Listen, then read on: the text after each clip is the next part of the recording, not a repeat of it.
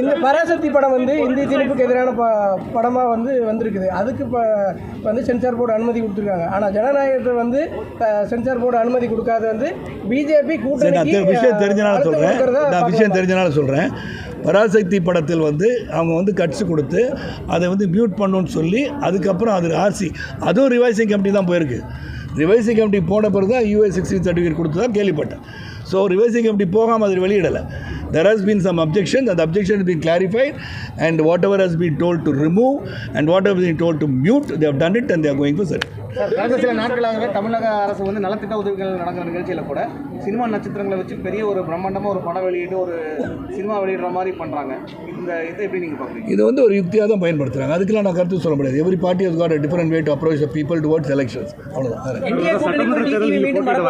நான் போட்டியிடுற வாய்ப்பு இல்லை நான் நினைக்கிறேங்க. ஏன்னா நான் பாரதிய ஜனதா கட்சிக்கு வெற்றி பெறுவதற்கான உழைப்பை தர வேண்டும் என்று நினைக்கிறேன். என் கூட பயணித்த நிறைய பேர் இருக்காங்க. அவங்களுக்கு வாய்ப்பு கிடைச்சா நான் சந்தோஷப்படுவேன். அவங்க மந்திரியாக போய் உட்காந்து நான் சந்தோஷப்படுவேன். என் கூட பயணித்தவர் 30-35 ஆண்டு காலமாக பயணித்தவர் நிறைய பேர் என்னுடன் சேர்ந்து இந்த இயக்கத்தில் இணைந்து விட்டார்கள்.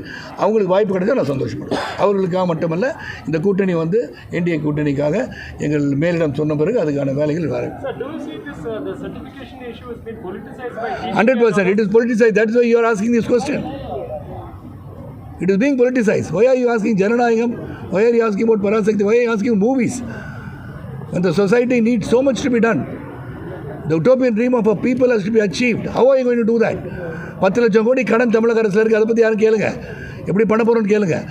China, Brazil and India oil ரஷ்யாவிலேருந்து வாங்க போகுது. 500 மசோதா தாக்கல் பண்ணியிருக்காங்க. Trump is supporting that. 500% போட்டால் இண்டஸ்ட்ரியல் நாசமாயிடுமா? அதை கேளுங்க. These are things that people should know. Not about Jananayagam certification, politicized பண்ணுறதுலாம் வேஸ்ட்டுங்க.